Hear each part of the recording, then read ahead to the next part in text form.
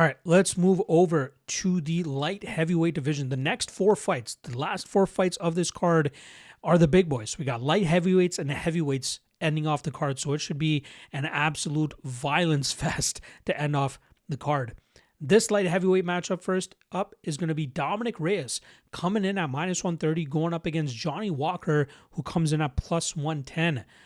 Now, been a pretty good feel-good story for Dominic Reyes, who had a very tough 4-fight losing streak where he got finished, I believe, in 3 of them as well. He was really struggling. His durability seemed to go out the window, and it really looked like he was going to just hang it up. I really thought he was just going to ride off into the sunset, knowing that his chin was not going to be able to take any more damage. And he ended up taking a year and a half away from action, got back to action as he went up against Dustin Jacoby, and pulled off a massive upset that night as he was a big-time underdog, finishing Jacoby, who, in my opinion, didn't seem to take that fight all too seriously. He probably thought any big shot I land on Reyes is probably going to go out. But Reyes was more than prepared for that matchup, ended up landing a big combination of his own, and he was the one able to get the finish that night. He followed that up with a beatdown of Anthony Smith, who we know was just collecting a paycheck at that stage of his career. And then he did a great job against Nikita Krylov, who, didn't really go to much of a takedown game, and then was forced to strike with Reyes, and Reyes is the better striker there, and he was able to get the knockout win. So that was 3 straight wins for Dominic Reyes. That vaulted him right back into a main event slot against Carlos Ulberg late last year. And that was a fight, as we see with the main event this weekend, that with a win would have put Reyes right back into a title fight. Unfortunately, he seemed very hesitant against Ulberg. He seemed like he knew what the danger was if he made any mistake.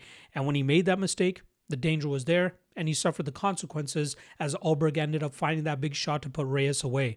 And that's where it kind of goes to show that maybe Reyes, when he knows he's going up against a very slick and powerful striker, his confidence may not be there to get off on his own type of offense. Jacoby, solid striker, not known to be much of a knockout specialist. So maybe the caution wasn't there against Jacoby. Anthony Smith, we know what kind of Anthony Smith he was getting there, so that was obviously going to be a Reyes fight. The Krylov fight. Krylov, not much of a striking threat, more of a grappling threat, which is why Reyes was able to go out there and get the knockout the way that he did. But against Ulberg, you could see the hesitancy in him, and I think it caused him to make the mistake that ended up getting him knocked out that night. He's a very good striker, very athletic, very fast, good power. But it's his durability that is just such a concern, and you just don't know if you're going to get, him eating a shot and him going out, or him eating a shot and him just starting up at the lights after that. That's kind of the concern with Dominic Reyes at this stage of his career, and especially when he's going up against a power puncher like he faces this weekend and Johnny Walker.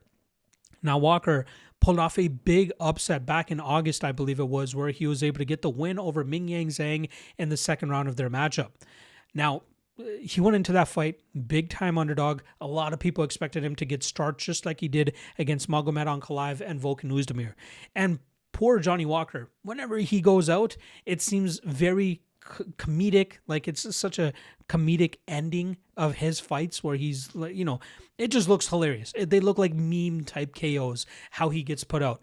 But in the Zhang fight, he shaved his mustache. He did the whole Dagestani look going into that fight, making people believe he's going to go out there and wrestle. And he shot a takedown immediately, but he got it reversed, and he ended up on his back for about 2 minutes as Zhang ended up landing big shots.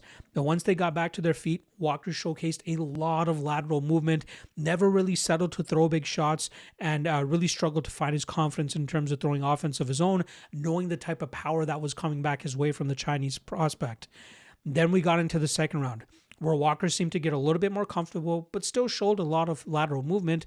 But one thing he changed was that he started to throw some offense in the form of calf kicks.